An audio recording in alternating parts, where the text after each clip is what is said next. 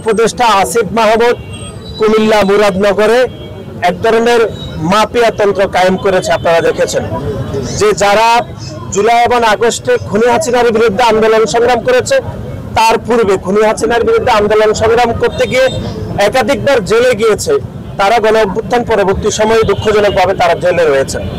এটি অবশ্যই আমরা মনে করি বাংলাদেশের সকল নাগরিক এবং গণমাধ্যমের আমাদের যারা সহকর্মীরা রয়েছে তাদেরকে এই বিষয়টি অত্যন্ত গুরুত্ব আরোপ করা উচিত যে পুরো বাংলাদেশ একটি ইতিবাচক রাজনীতিতে থাকলেও কুমিল্লার মুরাদনগর কোনোভাবে ইতিবাচক রাজনীতিতে নেই।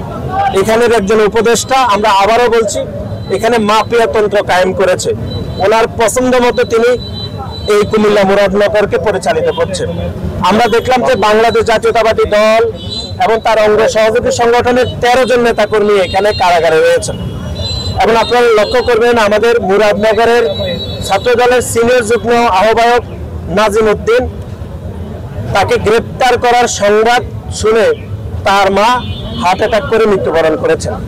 এবং এর বাইরে যুব দলের সিনিয়র যুগ্ম আহ্বায়ক মুরাদনগর থানার মাসুদ রানাকেও গ্রেপ্তার করা হয়েছে। স্বেচ্ছাসেবক দলের সিনিয়র যুগ্ম আহ্বায়ক ফারুক আহমেদ বাদশাকেও গ্রেপ্তার করা হয়েছে। এখানে এক ধরনের একটা মিল দেখবেন যে এই তিনটি সংগঠনের সিনিয়র যুগ্ম আহ্বায়ক যারা, তারা জেলে রয়েছে। এবং আসিফ মাহমুদ যে গাদ্দারি করছেন, বিশেষ করে খুনি হাসিনা শেখ হাসিনা সময় যেরকম আমরা দেখতাম যে গাদ্দারি, সেরকম তিনি গাদ্দারি করছেন মুরাদনগরের বিভিন্ন মানুষের সাথে। এবং আরেকটি বিষয় লক্ষণীয় যে মুরাদনগরে যারা গত 17 বছরে প্যাসিবাদ কায়েম করেছে, সে আওয়ামী লীগের কোনো দোষর কিন্তু আজকে কুমিল্লা কারাগারে একজনও নাই। তারা প্রকাশ্যে মুরাদনগরে ঘোরাফেরা করছেন। জনাব আসিফ মাহমুদের বাবার সাথে তারা বিভিন্ন ব্যবসা বাণিজ্য করছেন। অথচ গত 17.5 বছর ধরে যে রাজনৈতিক কর্মীরা খুনি হাসিনার বিরুদ্ধে আন্দোলন করেছেন, বারবার জেল খেটেছেন, তাদেরকে 5 তারিখের পরে গায়ের জোর দিয়ে তাদেরকে আবারও জেলে প্রেরণ করা হয়েছে। আসিফ মাহমুদ এখন উপদেষ্টাই রয়েছেন। আসিফ মাহমুদ কিভাবে নির্বাচন করবেন?